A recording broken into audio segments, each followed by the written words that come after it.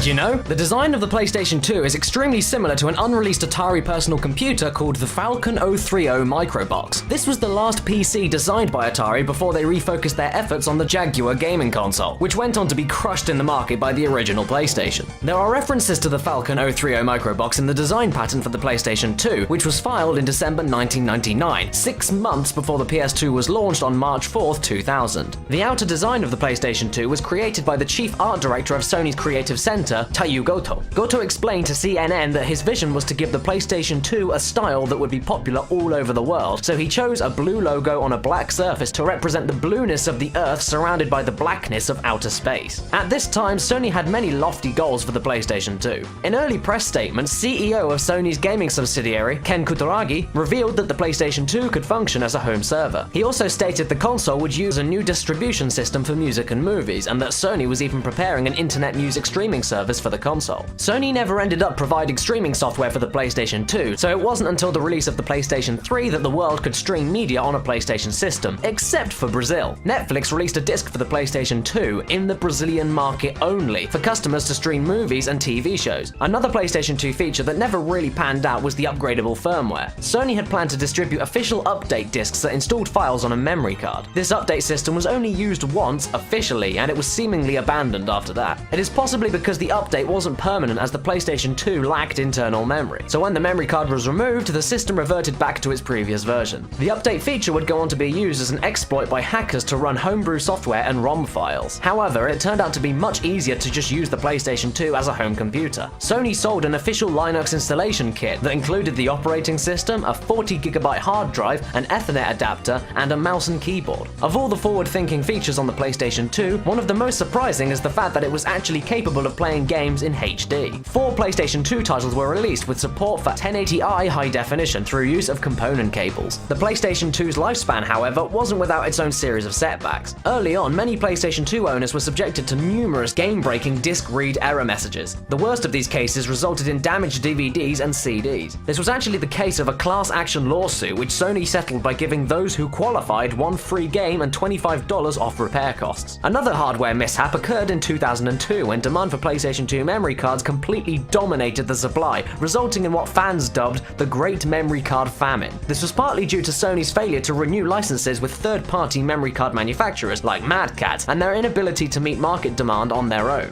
Another public relations disaster happened when the PlayStation 2 became the repeated target of war-related media coverage. Early on, the PlayStation 2 was thought to be so powerful for a consumer-grade device that fears emerged it could be used in a terrorist plot. In Japan, the PlayStation 2 was the first game console to face export controls under the Foreign Exchange and Foreign Trade Control Law. According to the law, products that could be used for military purposes cannot be exported out of the country without a special permit. The PlayStation 2 was placed under this category because it was a powerful computer that could theoretically be repurposed in any way, including military. Sony was granted permission to export the consoles to any region of the world except Iran, Iraq, Libya, and North Korea. Fears arose again in the United States when media reports spread that then Iraqi President Saddam Hussein was stockpiling 4,000 PlayStation 2 systems to be weaponized. These reports were quickly brushed aside though, because they turned out to be entirely false. An investigation from a UK intelligence agency found these claims to be baseless. One source close to a UK government intelligence said, "This is complete cobblers. For a start, the suggestion that there's a shortage of standard PC hardware in Iraq is silly. PCs are commodities like cars and washing machines, and they can get as many P3 and P4 PCs as they like, sanctions or no sanctions. Moreover, that kind of sophisticated capability requires unique software that would have taken years to develop after the PlayStation 2 debuted."